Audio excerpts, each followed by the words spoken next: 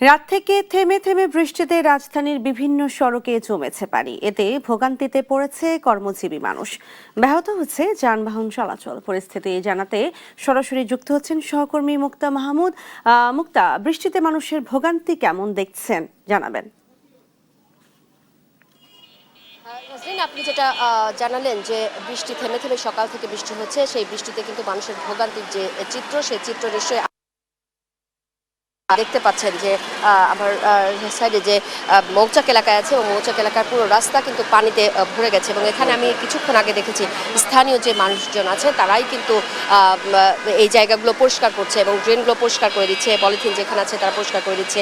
School কলেজের যে আজকে যেহেতু স্কুল কলেজও খোলা আছে, সেই কারণে দেখা যায় স্কুল কলেজের ছেলে মেয়েরাও কিন্তু এই নোংরা পানি কিন্তু পাড়িয়ে কিন্তু তারা স্কুল করছে এবং সকাল থেকে কিন্তু তারা সেই ভোগান্তির যে শিকার, সেই ভোগান্তির কিন্তু শিকার হচ্ছে। এবং এখানে যে বাস চলাচল করছে, এই রাস্তা দিয়ে রিক্সা চলাচল করছে, সেই রিক্সা, বাস এবং সবগুলো সাধারণ মানুষের যে ভোগান্তি, সেই ভোগান্তিগুলো কিন্তু আমরা নিজ চোখে দেখছি এবং আপনি নিশ্চয় সেই ক্যামেরার চোখেও কিন্তু আপনি দেখতে পাচ্ছেন। একটু এখানকার স্থানীয় মানুষ, যিনি আমি বলছিলাম যে তিনি রাস্তার নোংরাগুলো পরিষ্কার করে দিচ্ছেন এবং পানি যেন বের হতে পারে এবং ম্যানহোলে যেতে পারে সেই ব্যবস্থা তিনি করে দিচ্ছেন।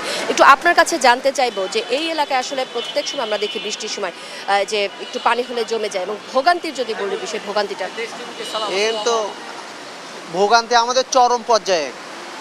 যে এখানে মনে করেন অনেক স্টুডেন্টরা যায়, এখানে ড্রেনেজ ব্যবস্থা ভালো না।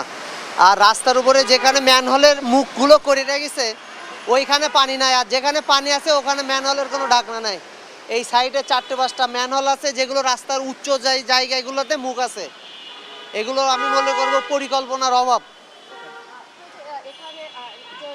শিক্ষার্থী আছে যারা নোংরা পানি পাড়িয়ে তাদের কথা হ্যাঁ, বলছিলাম, তো তার কাছে শুনবো যে তোমাদের যে আজকের যে ভোগান্তির একটু বিষয়গুলো যদি আমরা বলি, যে রাস্তায় পানি জমে তোমরা আসলে কি ধরনের ভোগান্তির শিকার হয়েছো? আমরা ভোগান্তি হচ্ছে কি, বাসা কাছে হলেও আমরা হেঁটে যেতে পারি, কিন্তু আজকে বৃষ্টির কারণে প্রথমত দেখা দিয়েছে যে আমার রিক্সায় যে ভাড়াটা থাকে এখন এটা ভাড়া বেড়ে গেছে। আসার সময় সকালবেলা 8টার দিকে কলেজ যেতে হবে, রিক্সা নাই, কোনো গাড়ি নাই।